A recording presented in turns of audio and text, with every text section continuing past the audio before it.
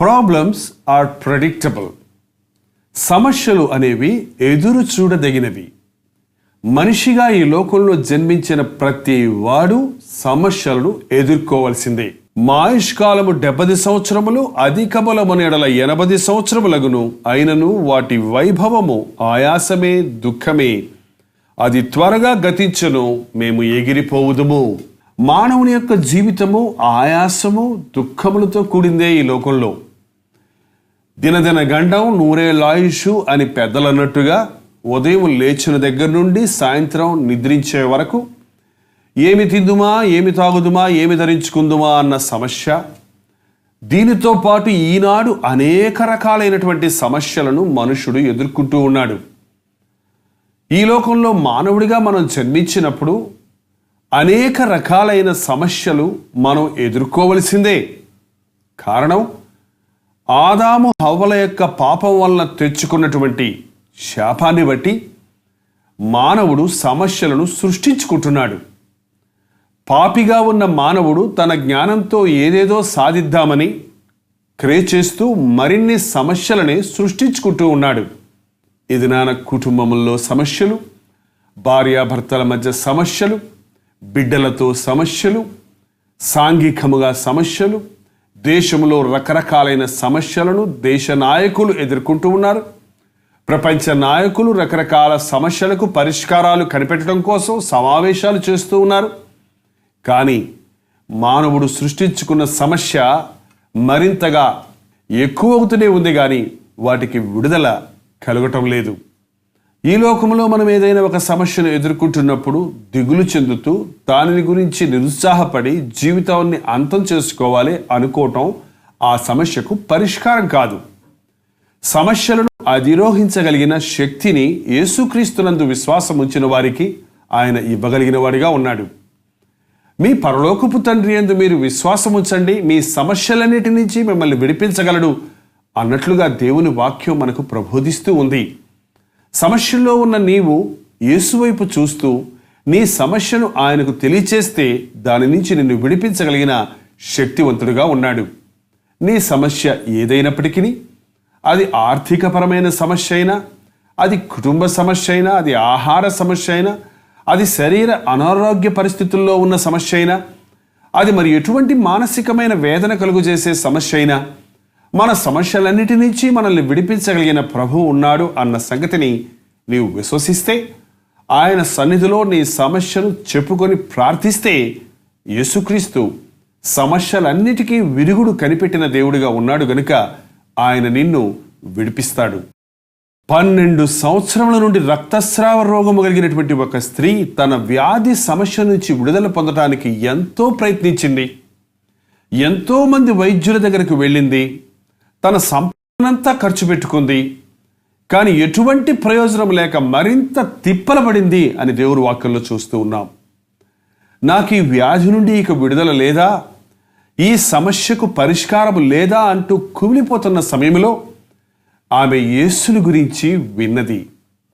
యేసుక్రీస్తు స్వస్థపరుస్తాడు అని విన్న ఆమె ఆయన పాదముల దగ్గరకు పరిగెత్తింది. వెనుక తట్టును వెళ్ళి విశ్వాసముతో ఆయన అంగి అంచును ముట్టింది.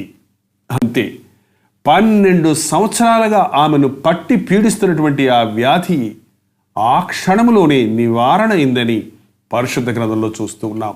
ఈ ఉదయకాల సమయంలో అనేక సంవత్సరములుగా తీరని వ్యాధితో వ్యధ చెందుతూ అనేక వైద్యుల దగ్గరికి వెళ్ళి ఎన్నో రీతులుగా ప్రయత్నించి విఫలతలను పొంది ఎటువంటి నిరీక్షణ లేకుండా ఉన్న సహోదరుడా, సహోదరి, ఈరోజు విశ్వాసముతో నీవు ప్రభు పాదముల దగ్గరకు వస్తే, నీ సమస్యను ఆయనకు చెప్పుకుంటే ఇప్పుడే నిన్ను స్వస్థపరచడానికి, బాగు చేయటానికి యేసు ప్రభు సమర్థుడిగా ఉన్నాడు. 38 సంవత్సరముల నుండి బెతెస్దా అనే ఒక కోనేటి దగ్గర పడి ఉన్నటువంటి ఆ వ్యాధిగ్రస్తుడు కనీసం నీళ్లు కదిలించబడినప్పుడు తనను ఆ కోనేటిలో దింపుటకు దిక్కులేని స్థితిలో ఉన్నాడు. తీరని వ్యాధితో 38 సంవత్సరాలుగా బాధపడుతున్నటువంటి ఆ వ్యక్తిని ప్రభువు చూచి అతని మీద జాలిపడి అతని దగ్గరకు వచ్చి, నీవు స్వస్థపడగోరుచున్నావా అని అడిగినప్పుడు, అవునయ్యా, ఈ వ్యాధి సమస్య నుంచి నేను విడుదల పొందగోరుచున్నాను అన్నాడు. నీ పరుపెత్తుకొని నడుము అని ప్రభు చెప్పిన వెంటనే అతడు లేచి తన పరుపెత్తుకొని నడిచెను అని పరిశుద్ధ గ్రంథంలో చూస్తూ ఉన్నాం. 38 సంవత్సరాలుగా అతని వ్యాధికి, అతని సమస్యకు ఎటువంటి పరిష్కారాన్ని కనిపెట్టలేని స్థితిలో ఉన్నాడు. కానీ యేసు ప్రభు అతన్ని దర్శించినప్పుడు ఒక్క క్షణములో అతనికి స్వస్థత దొరికింది. విశ్వసించు. నీ సమస్య ఏదైనప్పటికీ, అనేక సంవత్సరములుగా నీ కుటుంబంలో సమస్య ఉన్నప్పటికీ యేసుక్రీస్తు నిన్ను విడిపించటానికి సమర్థుడిగా ఉన్నాడు. అనేక మంది భార్యాభర్తలు విడిపోయి సంవత్సరాల తరబడి ఇక ఈ కుటుంబం కట్టబడుతుందా అన్న స్థితిలో ఉన్నప్పుడు యేసు ప్రభు పాదముల దగ్గర ప్రార్థించినప్పుడు అద్భుతంగా ఈనాడు విడిపోయిన భార్యాభర్తలు కలపబడి కుటుంబంగా ప్రభువును స్తుతిస్తూ ఆయన కొరకు సాక్షులుగా జీవిస్తూ ఉన్నారు. ఒకవేళ నీవు కుటుంబ సమస్యలో ఉన్నావేమో, విడిపోయిన నీ కుటుంబాన్ని జతపరచటానికి, చెడిపోయిన నీ భర్తను నూతన వ్యక్తిగా చేయటానికి యేసుక్రీస్తు సమర్థుడిగా ఉన్నాడు. నీ బిడ్డ నీ గృహమును విడిచి తప్పిపోయి ఉన్నాడేమో, వాని కోసం ఏడ్చి ఏడ్చి ఇక విరక్తి చెంది ఉన్నావేమో.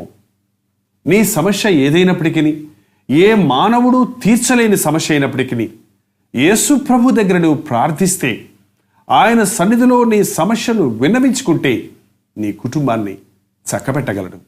అప్పుల సమస్యలో ఈనాడు మానవుడు సతమతమవుతూ ఉన్నాడు. అజ్ఞానంగా తెచ్చుకున్న అప్పు వలన దాని నుంచి విడుదల పొందలేక సంవత్సరాల తరబడి వడ్డీలు కడుతూ తన సంపాదనంతా వడ్డీకే ఉపయోగిస్తూ ఉన్న స్థితిలో ఉంటున్నారు. ఒకవేళ నీవు అటువంటి స్థితిలో ఉంటే నీ అప్పు సమస్య నుంచి కూడా నిన్ను విడిపించటానికి ఆయన శక్తి కలిగిన వాడిగా ఉన్నాడు. ఈనాడు అనేకులు మానసికమైన బలహీనతలతో కృంగిన స్థితిలో, బలహీనపరచు ఆత్మల చేత పీడించబడుతున్న స్థితిలో ఉండటం గమనిస్తూ ఉన్నాం. ఒకవేళ అట్టి సమస్యతో కూడిన వ్యక్తి నీ ఇంటిలో ఉండుంటే, అట్టి వ్యక్తి కొరకు నీవు ఎన్ని వైద్యాలు చేయించి ఉన్నప్పటికీ ఒక్కసారి యేసు ప్రభువు దగ్గరకు ఆ బిడ్డను తెచ్చి ఆయన పాదముల దగ్గర ఆ వ్యక్తి యొక్క సమస్య కొరకు ప్రార్థించి చూడు. అద్భుతం నీ జీవితంలో, నీ కుటుంబంలో, ఆ వ్యక్తి జీవితంలో జరుగుతుంది. ఈ ఉదయకాల సమయంలో సమస్యలు ఎదురు చూడదగినవే, సమస్యలు తప్పకుండా మనం ఎదుర్కోవలసినవే. సమస్య వెంట సమస్య ఈ లోకంలో జీవిస్తుండగా మనకు కలుగుతూనే ఉంటవి. అయితే మన ప్రతి సమస్యకు విరుగుడు, పరిష్కారము ప్రభు అయిన యేసుక్రీస్తు దగ్గర ఉంది అని విశ్వసిస్తే, ఆయన యందు విశ్వాసముతో నువ్వు ప్రార్థిస్తే నీ ప్రతి సమస్య నుంచి నిన్ను ఆయన విడిపిస్తాడు.